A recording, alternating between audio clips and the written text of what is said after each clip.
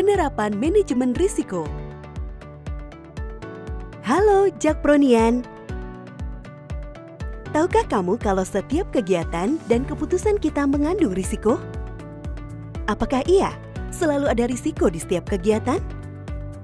Bagaimana cara mengidentifikasi dan mengelolanya? Siapa yang bertanggung jawab untuk mengidentifikasi dan mengelolanya?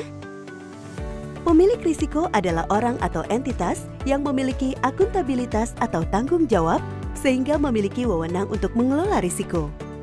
Lalu, tahukah kamu kenapa kita harus mengelola risiko? Mengelola risiko berarti meramal apa yang bisa mempengaruhi tujuan dan sasaran melalui cara yang sistematis dan ilmiah, bukan dengan tebak-tebak buah manggis, apalagi gambling. Tujuannya agar kemungkinan terjadinya risiko bisa dikurangi dan besarnya dampak kerugian bisa ditekan. Mengelola risiko juga berarti mencari peluang untuk perbaikan hingga selangkah di depan kompetitor. Mengelola risiko sama dengan mengelola sasaran, sehingga dapat diartikan bahwa pemilik risiko sama dengan pemilik sasaran. Bukankah Jakpronian bertanggung jawab atas pencapaian sasaran masing-masing?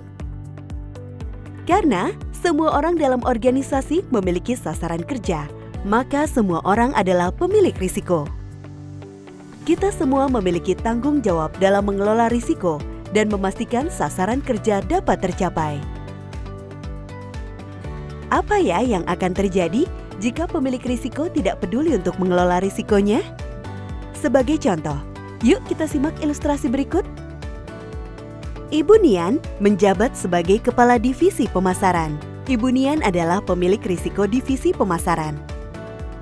Saat penyusunan RKAP, Ibu Nian mendelegasikan pengisian risk register RKA kepada stafnya. Namun, Ibu Nian tidak turut serta mengidentifikasi risiko yang mungkin muncul dalam pencapaian RKA.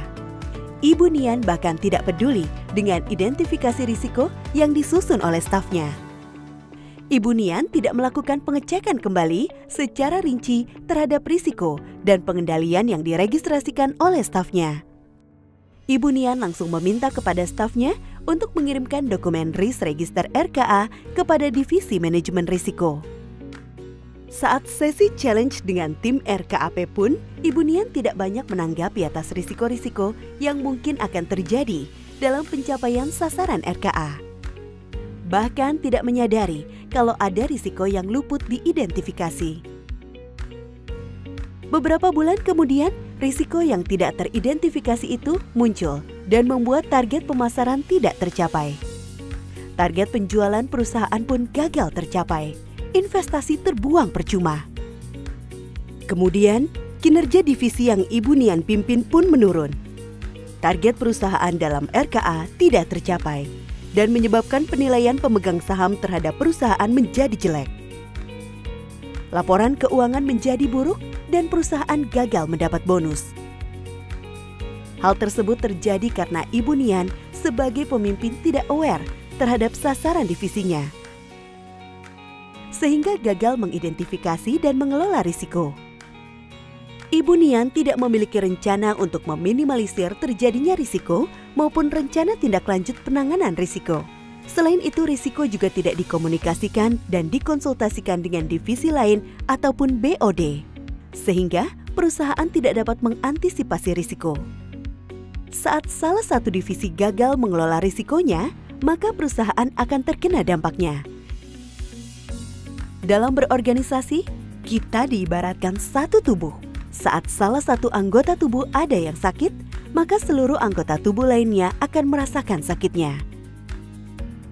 Oleh karena itu, yuk sama-sama kita kelola risiko. Mari kita bersama-sama bertanggung jawab atas kinerja dan masa depan perusahaan kita. Caranya, dengan selalu aware untuk mengidentifikasi risiko dan melakukan pemantauan risiko secara berkala. Buatlah perencanaan berlandaskan risiko. Laksanakanlah pekerjaan diiringi dengan pengelolaan risiko, dan ambillah keputusan dengan mempertimbangkan risiko. Menyadari pentingnya pengelolaan risiko sama dengan menyadari pentingnya pencapaian sasaran. Risiko terkelola, sasaran tercapai. Kita semua adalah pemilik risiko. Yuk, Budayakan manajemen risiko.